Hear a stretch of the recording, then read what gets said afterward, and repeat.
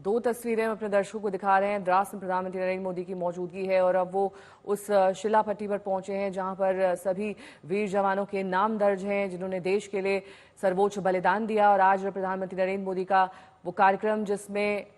खास तौर पर इस करगिल विजय दिवस से जुड़ी तमाम स्मृतियों को प्रधानमंत्री अंकित करेंगे और उनके साथ सेना के कई अहम अफसर भी मौजूद रहेंगे। लगभग 2 घंटे का ये कार्यक्रम बताया जा रहा है जिसमें प्रधानमंत्री इस रजत जयंती के मौके पर द्रास में उनकी मौजूदगी होगी और अब उन शहीदों के नामों और उनके बारे में पढ़ते हुए प्रधानमंत्री इस वक्त दिखाई दे रहे हैं। हालांकि ये विजय दिवस दरअसल हर साल द्रास में मनाया जाता है, लेकिन इस बीच 25 साल का मौका बेहद अहम। अशरफ वानी मेरे सहयोगी जुड़े हुए हैं तमाम जानकारी के साथ। अशरफ, जिस सुरंग का शिलान्यास किया जाना है वो कितनी अहम और इस पूरे कार्यक्रम से किस तरीके से जुड़ी हुई है, कैसे वो करगिल दिवस के मौके को आने वाले वक्त में मार्क करेगी, उसकी पहचान बनेगी?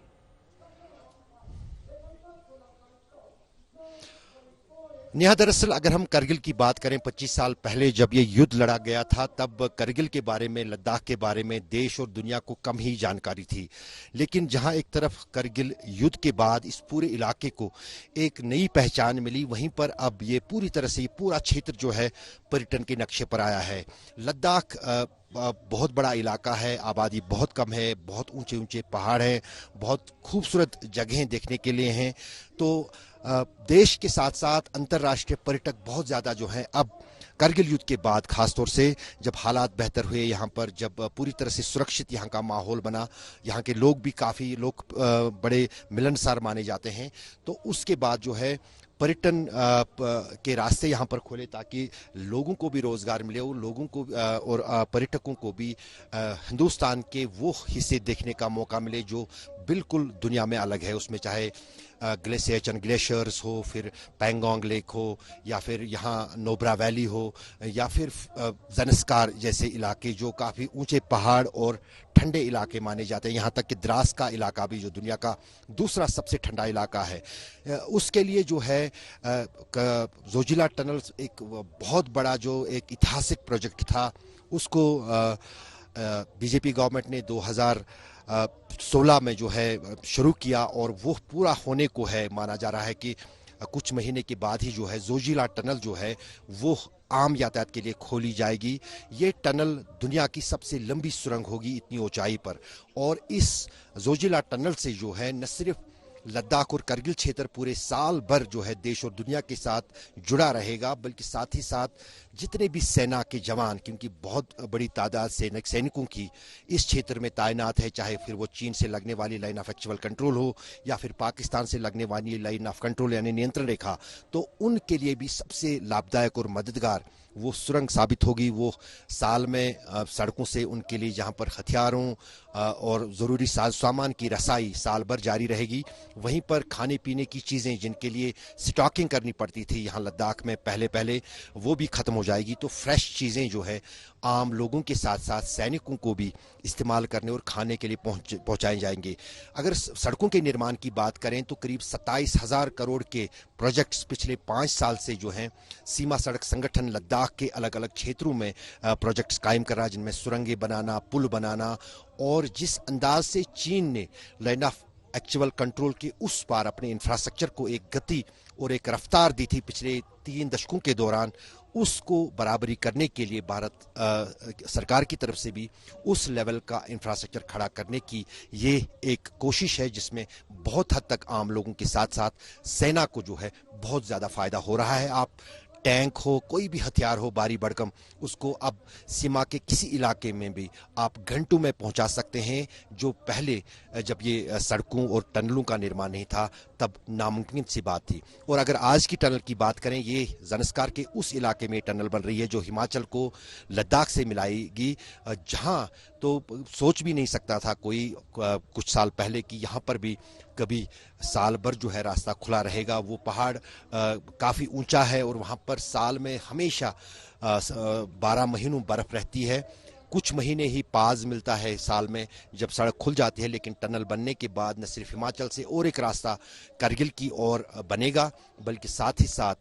यहाँ सेना के साथ साथ आम लोगों को भी देश और दुनिया से जुड़ने के लिए अब 3 रास्ते हो जाएंगे। एक श्रीनगर वाला नेशनल हाईवे 1A, दूसरा जो मनाली का रोड अटल टनल से होते हुए लद्दाख से सीधे मनाली, और तीसरा ये ज़नस्कार से हिमाचल। यानी कि कनेक्टिविटी बेहतर बनाएगी यह सुरंग, और इसी को लेकर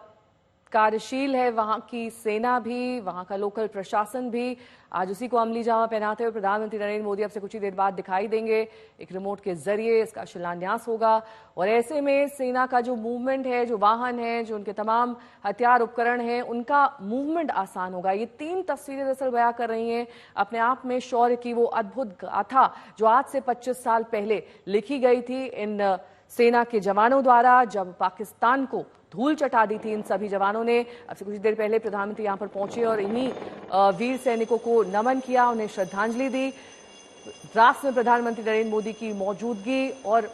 ऐसा पहली बार नहीं है जब द्रास पहुंचे हैं प्रधानमंत्री, पहले भी कई बार करगिल दिवस के मौके पर प्रधानमंत्री की वहां पर मौजूदगी रही है। एक बार फिर आज क्योंकि मौका बेहद खास, रजत जयंती है इस करगिल दिवस की, और ऐसे में प्रधानमंत्री उन तमाम सैनिकों को नमन करते हुए, श्रद्धांजलि देते हुए, जिन्होंने एक बार भी अपने जीवन के बारे में नहीं सोचा, उसकी कुर्बानी दे दी, क्योंकि वो पाकिस्तान के सैनिकों को हराना चाहते थे।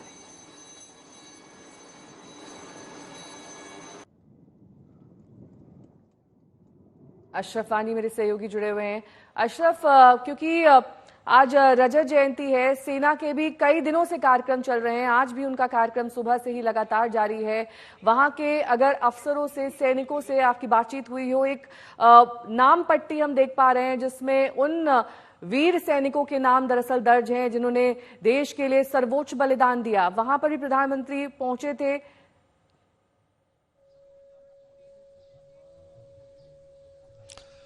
बिल्कुल नेहा, दरअसल अगर हम करगिल युद्ध की बात करें, जैसे आपने कहा कि ये दुनिया का सबसे खतरनाक युद्ध इसलिए था क्योंकि इतनी ऊंचाई पर दुनिया में कहीं कोई युद्ध नहीं हुआ है। यही कारण था कि 1999 यानी 25 साल पहले तक ये भारतीय सेना भी ये समझ रही थी कि इस तरह के पहाड़ों पर कोई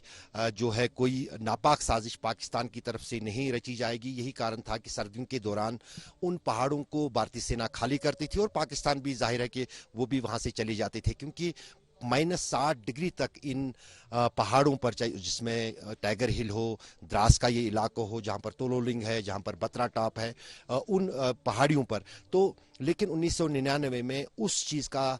नाजायज़ फ़ायदा उठाते हुए पाकिस्तान ने जो है अपने आर्मी के लोगों के साथ साथ कुछ मुजाहिदीन भेजे, और इन चोटियों पर जो है बैंकर बनाए सर्दियों के दौरान, मार्च से अप्रैल 1999 में, और फिर उस पर कब्जा जमाया। जाहिर है कि ये लड़ाई उससे भी काफ़ी मुश्किल थी, क्योंकि भारतीय सेना को उन पहाड़ों पर चढ़कर नीचे से ऊपर जाकर उन घुसपैठियों को वहां से खदेड़ना था, जो काफी चुनौती भरा काम भी था, और उसमें ही इतनी ज्यादा शहादतें जो है भारतीय सेना की हुई। लेकिन उसके बावजूद भी भारतीय सेना ने उन घुसपैठियों को उन पहाड़ की चोटियों से निकलने के लिए मजबूर किया, और बोफोरस गन तब नई नई आई थी भारतीय सेना में, उसने काफी कमाल करके उन पहाड़ों पर